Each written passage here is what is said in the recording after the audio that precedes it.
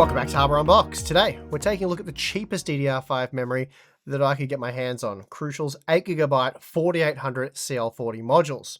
As of right now, they cost $42 US each, so $84 for two of them, and that gives you a mere 16GB capacity, which for most games is still ample. When compared to basic DDR4 memory, that's still very expensive at around twice the price of DDR4 2666, but the DDR5 memory is much faster.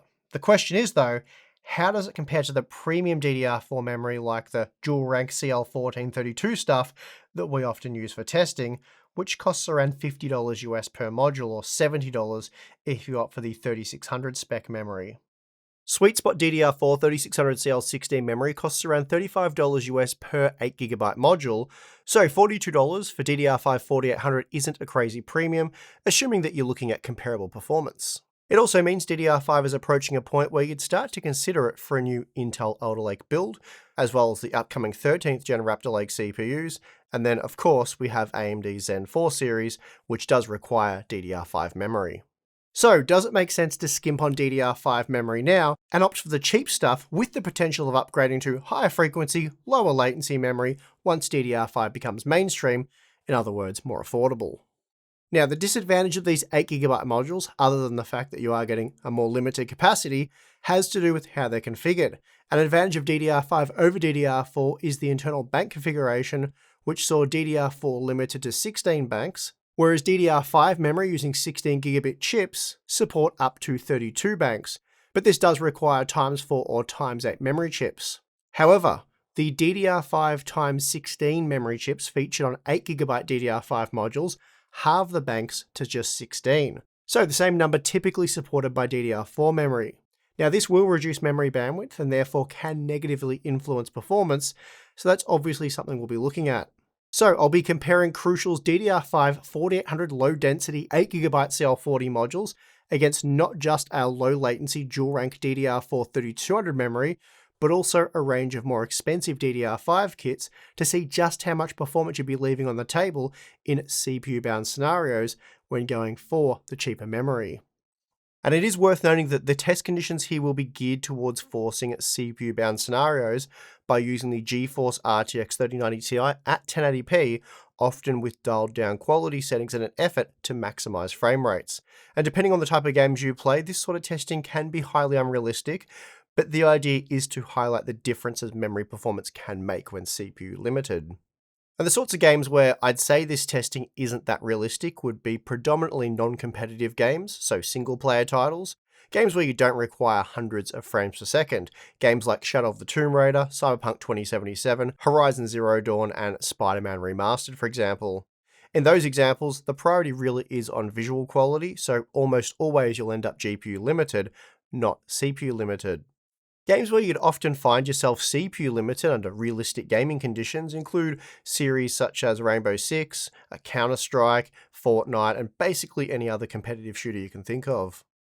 Anyway, keep that in mind as we go over the results, as I will be using quite a few of the single-player titles previously mentioned for showing the performance difference between various memory kits.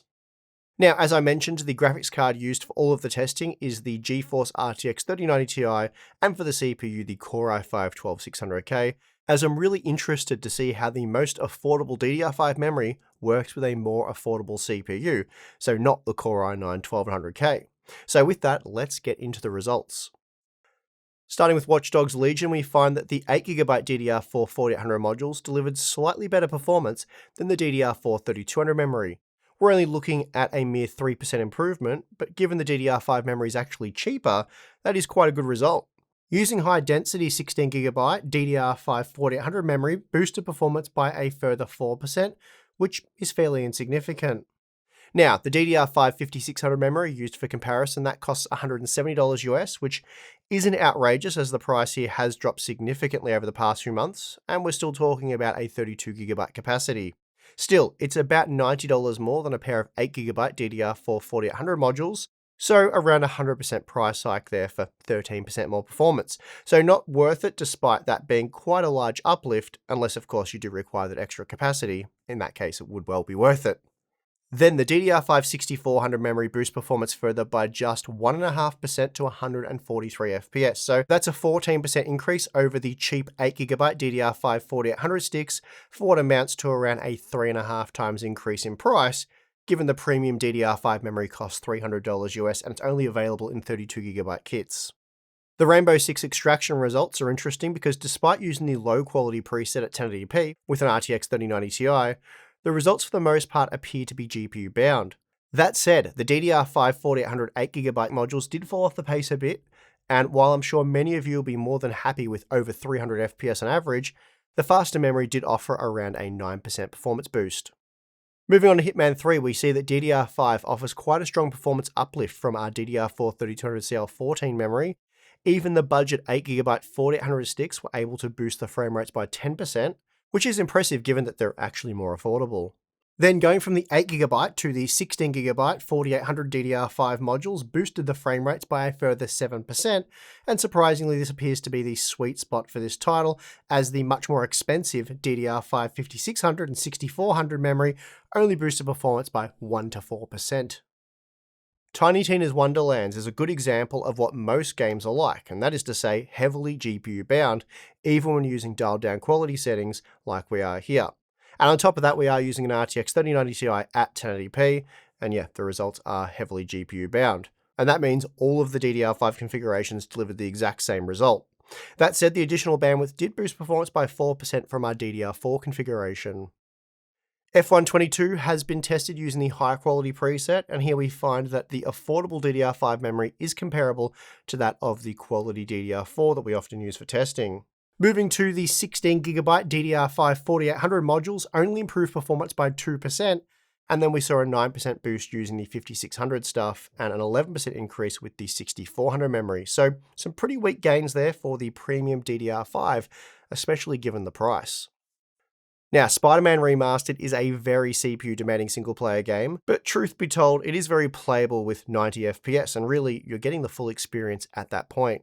Not only that, but in our recent big CPU benchmark of the game, I found that at 1080p, using an RTX 3090 Ti, that the 12900K was almost 40% faster when paired with DDR5 6400 memory, opposed to DDR4 3200, which is a massive difference.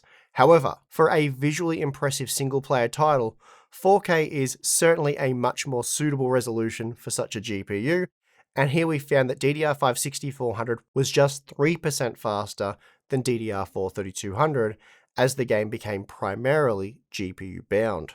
It's also worth noting that the RTX 3090 Ti maxed out at 96 FPS at 4K using the second highest quality preset, so given the Core i5 12600K can push 113 FPS at 1080p, the game will again become entirely GPU limited at 4K. Anyway, looking at the 1080p results, we see that the budget 8GB sticks of DDR5 are quite a bit faster than our premium DDR4 3200 memory, boosting 1% lows by 24% and the average frame rate by 9%. Then going from the 8GB to 16GB DDR5 memory improved performance by a further 6%, while DDR5 5600 memory was 10% faster than our budget 8GB DDR5 sticks. So again, you can squeeze quite a bit more out of these CPU limited scenarios, but for those of you playing Spider-Man Remastered, you're almost always going to be GPU limited, so memory performance here is somewhat of a non-issue, at least within reason. Shadow of the Tomb Raider is another CPU heavy game, perhaps not to the same degree as Spider-Man Remastered, but it's still a lot heavier than most other games. DDR5 is once again of benefit here, boosting performance from our DDR4 configuration by 5%, not a massive margin, and you could certainly achieve this with higher frequency DDR4, but that would be much more costly than these entry-level DDR5 modules. It's also worth noting that the DDR5 4800 8GB modules are just about able to max out the RTX 3090 Ti here, as the ultra-expensive DDR5 6400 memory was just 4% faster. Horizon Zero Dawn, like Tiny Tina's Wonderlands, is another game that's primarily GPU bound, and yet it's another example where DDR5 does boost performance over DDR4, even with the most entry-level stuff like our 8GB 4800 modules. In fact, the increase is quite a bit more significant here, an 11% boost to the 1% lows, and a 6% increase to the average frame rate. Still, it is worth noting that once you increase the resolution to 1440p with an RTX 3090 Ti, that margin will be reduced to virtually nothing, Or if you were to say use a lesser GPU at 1080p, again the margin would be virtually nothing.